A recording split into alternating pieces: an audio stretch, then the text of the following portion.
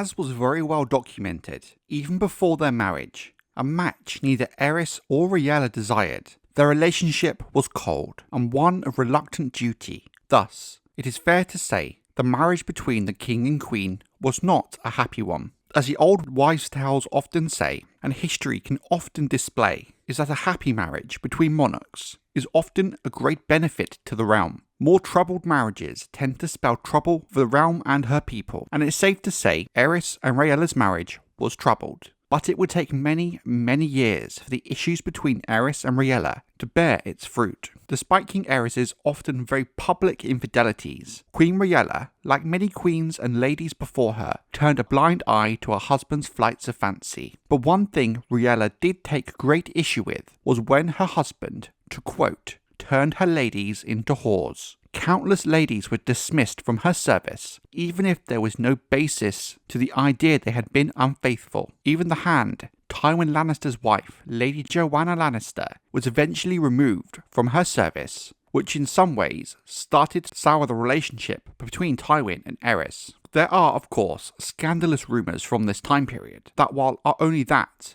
rumours, with no proven basis in reality, do bear importance enough to mention. As for Tywin Lannister, whose reputation means everything, such rumours, true or not, would surely have factored into the way events to follow eventually played out. The scandalous rumours suggested that Lady Joanna Lannister gave up her maidenhead to Prince Aerys the night of his father's coronation and enjoyed a brief reign as his paramour after he ascended the Iron Throne. For many, there is clear and obvious reasons as to why there is little truth to these tales. As Grand Maester Pycelle indicated in his letters to the Citadel in Old Town, a man such as Tywin Lannister, hell-bent on restoring the reputation of his house, even overruling his own father to do so, would never have taken his cousin, Lady Joanna, to wife, if these tales were remotely true. To quote Pycelle, for he was ever a proud man, and not one accustomed to feasting on another man's leavings. Given Tywin's position at court, if these tales of Aerys and Joanna were true, he would have known about them before his marriage to Joanna. Given what we know of Tywin Lannister, it's clear to understand why many see these tales as just that, tales. But, and it is an important stipulation, often with any rumour, there is always a grain of truth buried deep within, and this may very well be the case with King Aerys and Lady Joanna.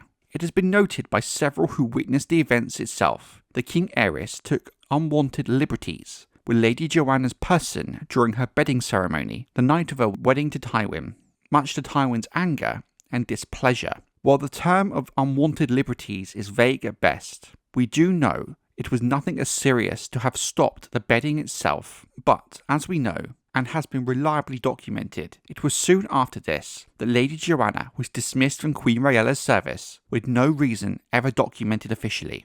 Unofficially, however, it does seem like the two events are connected. Thus, Lady Joanna left court and departed for Casterly Rock, and would seldom ever visit King's Landing for the rest of her husband's time as Hand of the King. Relations between the King and Queen grew even more strained when Rhaella proved unable to give Aerys any further children after the birth of their only son, Rhaegar, in 259 AC. She had several miscarriages in 263 and 264 AC. Each is said to have caused deep trauma to the Queen. In 267 AC, Rhaella did finally become pregnant and able to carry the babe to term. However, the girl was sadly stillborn, damaging Rhaella's frail mental state further. Late in the year 268 AC, the Queen fell pregnant again, carrying the babe to term, giving birth to a boy she named Daeron in 269 AC.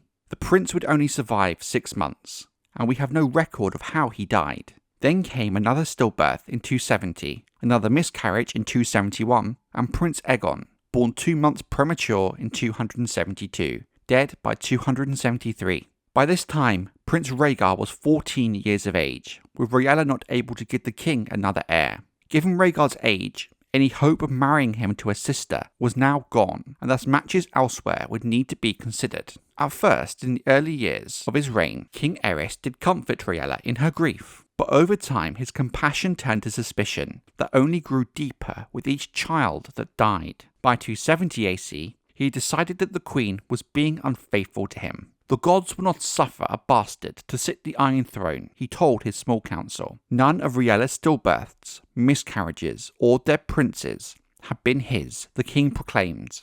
Thereafter, he forbade the queen to leave the confines of Maegor's holdfast, and decreed that 2 scepters would henceforth share her bed every night, to see that she remains true to her vow. In truth, there is no record or even a rumour that Rhaella was ever unfaithful to the king, and some have speculated that if Aerys himself truly believed this, he surely would have had her executed for treason, thus allowing him to take a new wife who could give him heirs.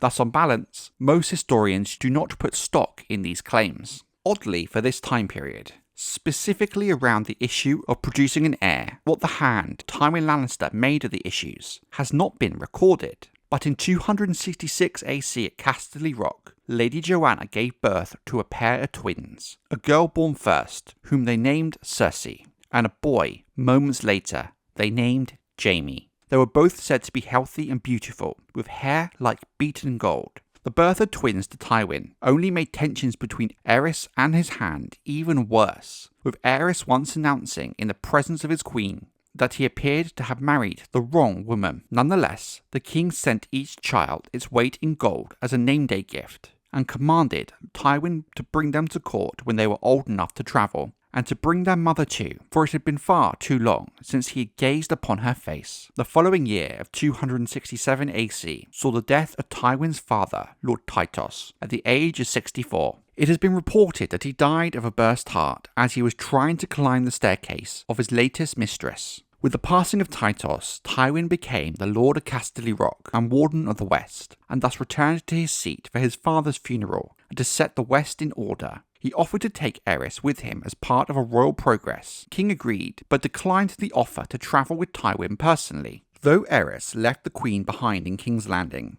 as her grace was yet again pregnant with a child who proved to be stillborn, he did take their then 8-year-old son, Rhaegar, Prince of Dragonstone, and more than half of the royal court. For the better part of the next year, the 7 kingdoms were ruled from Lannisport and Casterly Rock, where both the king and his hand were in residence.